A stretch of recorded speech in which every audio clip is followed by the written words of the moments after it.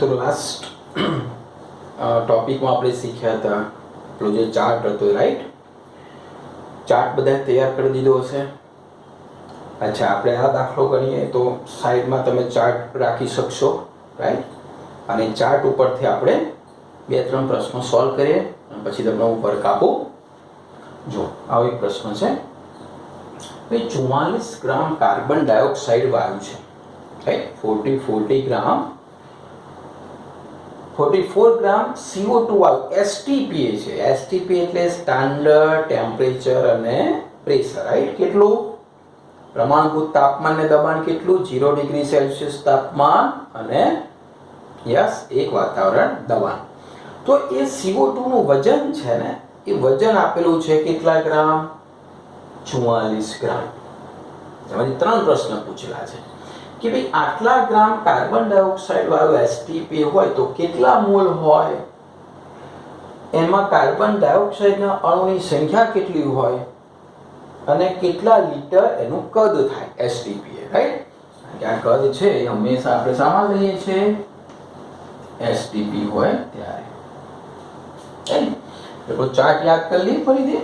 અહીંયાથી આમ હતો, આ રીતનો હતો, આ રીતનો હતો. અહીંયા દળ હતું, દળમાંથી અહીંયા મોલ હતો, અહીંયા કદ હતું, અહીંયાથી સંખ્યા.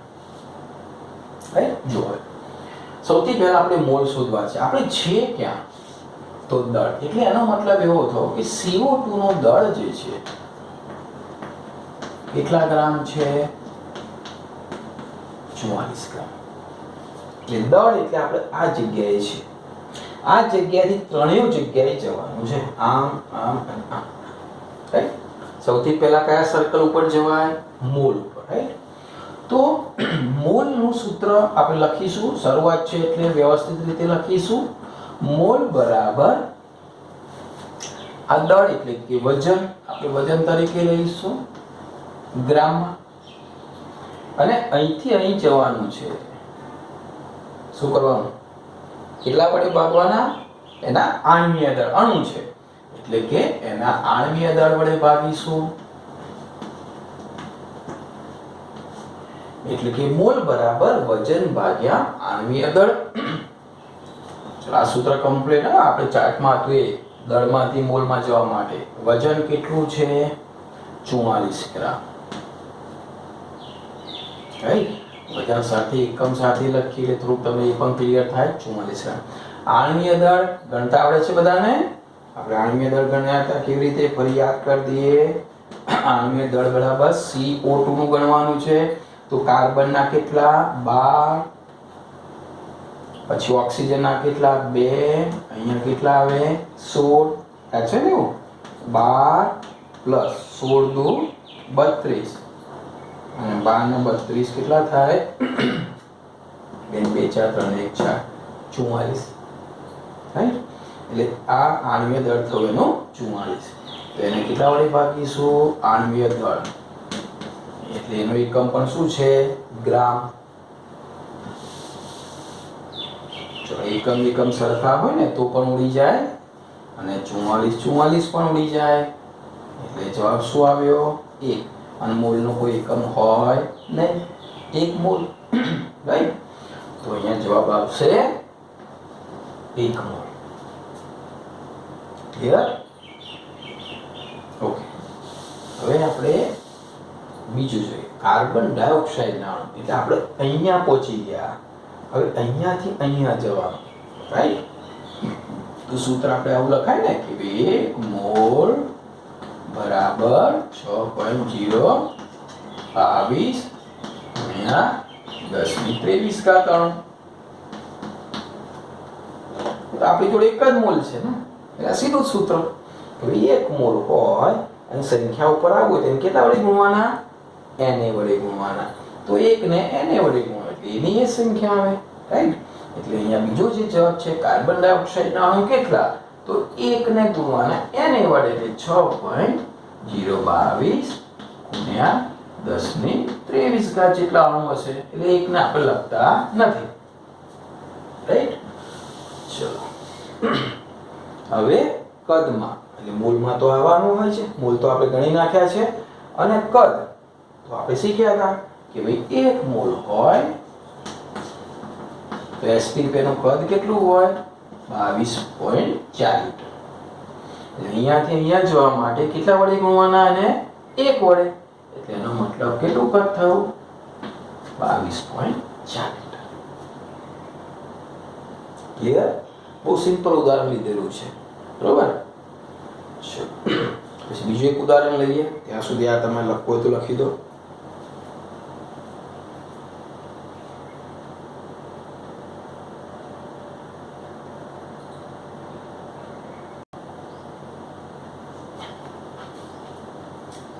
ચલો બીજો એક દાખલો લઈએ.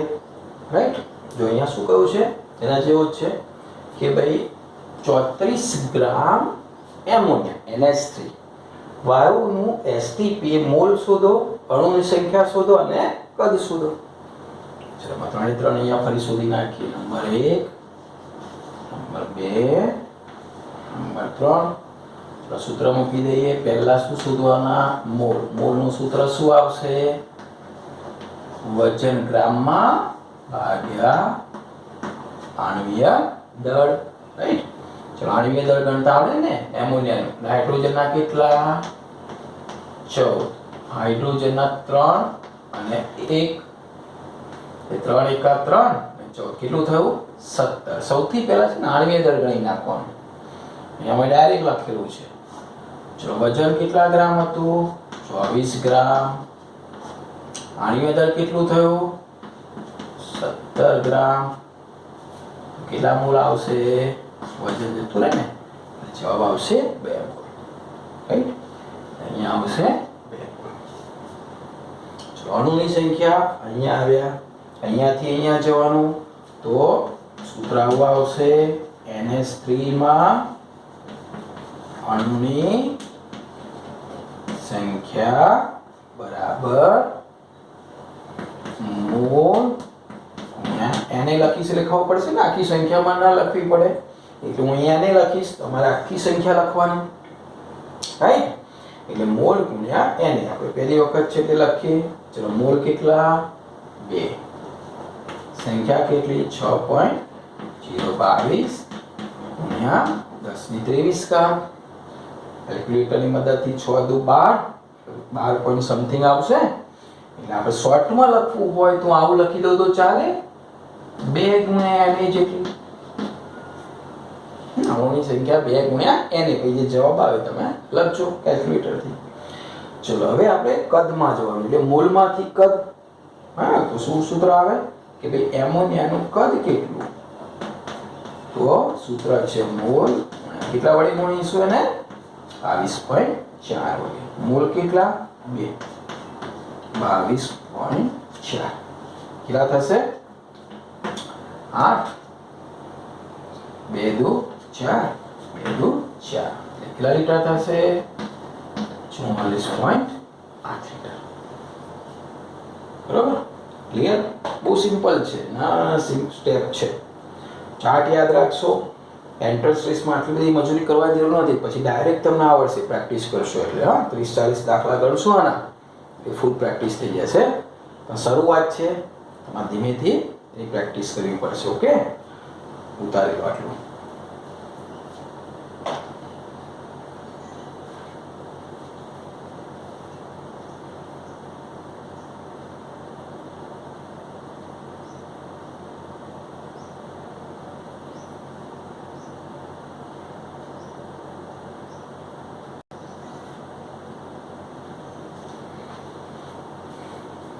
આગળનો એક દાખલો લઈએ. કે 3 મોલ નાઇટ્રોજન છે N2. રાઈટ, એટલે આપણે વચ્ચે સર્કલ ઉપર છે અને ત્યાંથી લીટર કદમાં જવાનું, વજન નીચે જવાનું અને સંખ્યા એટલે આ બાજુ આવવાનું. રાઈટ, સિમ્પલ છે. ચલો કેવી રીતે થશે? લીટર કેટલા તો તમને ખબર છે, એનો કદ કેવી રીતે? મોલ ગુણ્યા 22.4 લીટર. વજનમાં યાદ કરો, દળ એટલે વજન કેટલા વડે ગુણવાના? એ જેટલા મોલ છે એ મોલને શું કરવાનું? એના આણ્વીય દળ વડે ગુણવાના એટલે વજન આવે. અને સંખ્યા સંખ્યા કેવી રીતે નક્કી કરીએ છીએ આપણે? મોલ ગુણ્યા આ સર્કલ હતા ને આપણે બનાવ્યા એના ઉપરથી નક્કી સૂત્ર ક્લિયર. ચલો કદ બરાબર મોલ ગુણ્યા 22.4 એટલે કેટલા લીટર? મોલ કેટલા? 3. કેટલા વડે ગુણીશું? 22.4 લીટર. એ જવાબ આવશે કેલ્સીથી તમે લખશો એટલે. વજનમાં મોલ, આણ્વીય દળ મોલ કેટલા? 3. આણ્વીય દળ ગણતા આવડશે ને? એક નાઇટ્રોજનનું કેટલું? 14. તો બીજા નાઇટ્રોજનનું 14 એટલે N2 છે એટલે એને કેટલા આવશે? 28. અને મોલને સંખ્યા વડે ગુણીશું એટલે એને ગુણીશું એની વડે એટલે તમને મળશે નાઇટ્રોજનની સંખ્યા. રાઈટ? તો ફરી પાકું કરી દો, ક્લિયર થઈ જશે.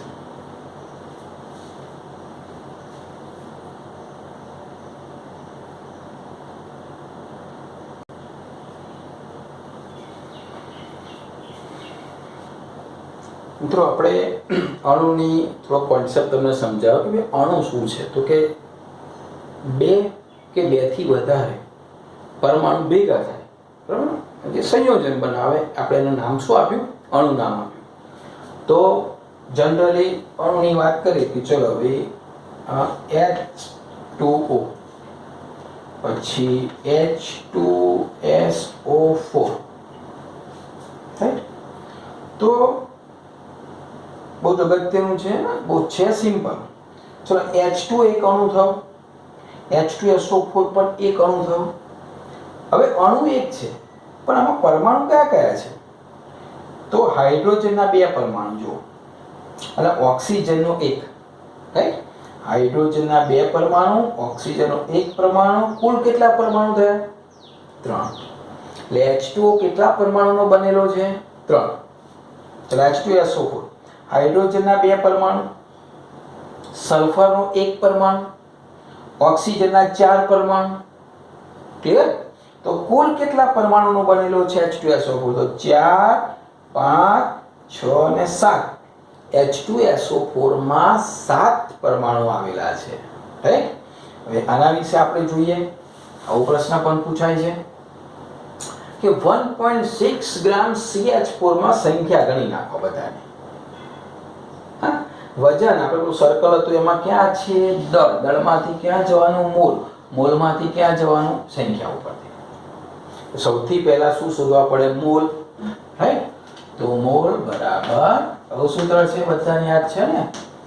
વજન ભાગ્યા આણ્વીય દળ. ચલો વજન કેટલું છે? 1.6 ગ્રામ. આણ્વીય દળ ગણવાનું ને, કાર્બનનું 12, 4, હાઇડ્રોજનનું 1, 4 એકા 4 ને 12, 16. એ કેટલું થયું? 16. નું સાદુરૂપ આવડે છે ને? ઉપર 16 તો નીચે કેટલા આવે? 10. અહીંયા કેટલા છે? 16. એટલે કેટલા આવ્યા? 1/10 એટલે કેટલા કહેવાય? 0.1 મોલ આવ્યું. ક્લિયર? મોલ શોધે ને 1.6 ગ્રામ CH4 માં મોલ કેટલા? તો આવ્યા 0.1 મોલ. હવે તમને ખબર છે અહીંયા પહોંચ્યા, રાઈટ? હવે અહીંયાથી અહીંયા જવાનું એટલે જે મોલ છે ને કેટલા વડે ગુણવાનું? એની વડે. એટલે અણુની સંખ્યા મળે પહેલી. તો અહીંયા અણુની સંખ્યા કેટલી? તો કે છે જે મોલ આવે એ મોલને કેટલા વડે ગુણે? તો અણુની સંખ્યા આવે એને વડે, રાઈટ? હવે કાર્બન પરમાણુની સંખ્યા કેટલી? તો જો એક અણુમાં કાર્બન કેટલા? એક અણુમાં તો કે એક અણુમાં 1 કાર્બન, 10 અણુમાં 10 કાર્બન થાય, 50 અણુમાં 50 કાર્બન થાય. તો આ જેટલી અણુની સંખ્યા એટલી જ કાર્બનની સંખ્યા. એટલે અહીંયા આગળ પણ જવાબ શું આવે? 0.1 ગુણ્યા n, રાઈટ? કારણ કે જેટલા અણુ છે એટલા જ કાર્બન છે, તો અણુની સંખ્યા એટલી જ કાર્બનની સંખ્યા. H પરમાણુની સંખ્યા કેટલી? તો એક અણુમાં H કેટલા? એક અણુમાં 4, 2 અણુમાં 8, 3 અણુમાં 12, 10 અણુમાં 40. શું કર્યું? તો જેટલા અણુ હતા એને કેટલા વડે ગુણવા પડે? 4. હે, હું એક અણુની વાત કરું તો 1 ગુણ્યા 4 તો 4. બે અણુની વાત કરું તો 4 દુ 8. ટૂંકમાં જેટલા અણુ છે એક અણુમાં જો 4 હોય તો આટલા અણુમાં કેટલા? તો આ અણુની સંખ્યા મારે કેટલા વડે ગુણવા પડે? 4 વડે. એટલે હું શું કરીશ? 4 ગુણ્યા જે અણુની સંખ્યા છે લખીશ, એટલે 0.1 ગુણ્યા બરોબર. ચલો, કુલ પરમાણુ કેટલા? હવે કુલ પરમાણુ એટલે કાર્બનનો એક પરમાણુ, હાઇડ્રોજનના 4 પરમાણુ. તો 4 ને 1 5 પરમાણુ થયા. તો એક અણુ હોય, એક અણુ CH4 નો ખાલી એક અણુ હોય તો કેટલા પરમાણુ થયા? 5. રાઈટ? 4 ને 1 5. તો આપણી પાસે આટલા અણુની સંખ્યા છે. જો તો શું કરીશું? 4 ને 1 5 જે છે એને કેટલા વડે ગુણીશું? ફરી અણુની સંખ્યા વડે ગુણીશું. 0.1 into n. કેલ્ક્યુલેશનની સંખ્યા મૂકશો એટલે એનો આન્સર તમને આવશે. બરોબર? એટલે શું કોન્સેપ્ટ ક્લિયર કરીશું આના ઉપરથી? કે સૌથી પહેલા વજન છે એમાંથી મોલ શોધવાના, અને મોલ જે આવે એ અણુની સંખ્યા, એને વડે ગુણી નાખો. એટલે અહીં જેટલા મોલ આવે એને વડે ગુણો. અણુની આ મેઇન છે. અણુની સંખ્યા ઉપરથી જ તમને આ બાકીની બધી સંખ્યાઓ મળે. બરોબર? અણુની સંખ્યા કેવી રીતે આવી? મોલ ગુણ્યા અહીંયા મોલ ગુણ્યા સંખ્યા. અણુની સંખ્યા થઈ ગઈ. હવે એના ઉપરથી જો કાર્બન પૂછે તો એક જ છે, તો જેટલા અણુ એટલા કાર્બન, એટલે એની જ સંખ્યા. હાઇડ્રોજન પૂછે તો એક અણુમાં 4, તો આટલા અણુમાં કેટલા? તો એને કેટલા વડે ગુણવાના? 4 વડે. કુલ પરમાણુ હમણાં શીખ્યા એમ. તો 4 ને 1 5, એક અણુમાં 5, તો આટલા એ કેટલા? 5 વડે ગુણવાના. બરાબર? તમને શું મળી ગઈ? અણુની સંખ્યા મળી. રાઈટ?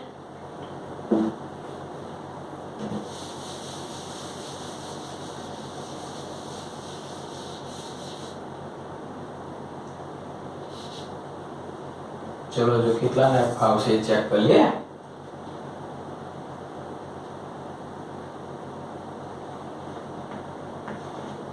.6 ગ્રામ H2 લઈએ આપણે. પાણી કેટલું? 3.6 ગ્રામ. તો તમારે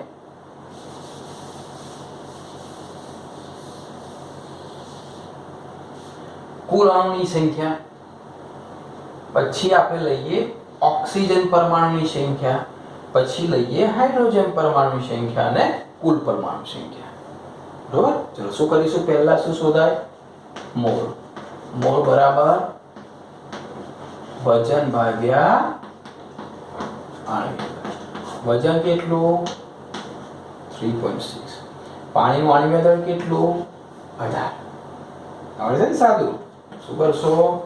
ઉપર 36, નીચે 10 ગુણ્યા 18. 18 દુ 36. 2/10. કેટલા થયા? 0.2. તો 0.2 મોલ થયા. તો અણુની સંખ્યા કેટલી? ખબર છે ને? કેટલી થાય? 0.2 ગુણ્યા Na જેટલી. ચલો, ઓક્સિજન પરમાણુ. જો H2O માં એક H2O માં ઓક્સિજન કેટલા? એક H2O અણુમાં ઓક્સિજન 1. 2 H2O અણુ હોય તો 2, 5 H2O હોય તો 5. તો આટલા અણુ એટલા જ ઓક્સિજનની સંખ્યા. એની એ જ આવે. પણ હાઇડ્રોજન કેટલા? તો એથી ડબલ થાય. કેમ? એક અણુમાં 2, 2 અણુમાં 4, રાઈટ? 3 અણુમાં 6. તો તમારે જે અણુની સંખ્યા છે એનાથી ડબલ થાય. એટલે આને કેટલા વડે ગુણીશું? 2 વડે. કેમ? કારણ કે એક અણુમાં 2 હાઇડ્રોજન, તો આટલા અણુમાં કેટલા? તો 2 વડે ગુણીશું. કુલ પરમાણુ કેટલા થયા? એક અણુમાં 2 અને 1 3. બરાબર? તો આટલા અણુમાં કેટલા? તો આ સંખ્યાને કેટલા વડે ગુણીશ? 3 વડે ગુણીશ. બરાબર? આ રીતે તમે થોડી પ્રેક્ટિસ કરશો એટલે તમને અણુ, પરમાણુ અને કુલ પરમાણુની સંખ્યા ખબર પડશે. રાઈટ? પછી થોડું હોમવર્ક તમને હું આપું છું અત્યારે.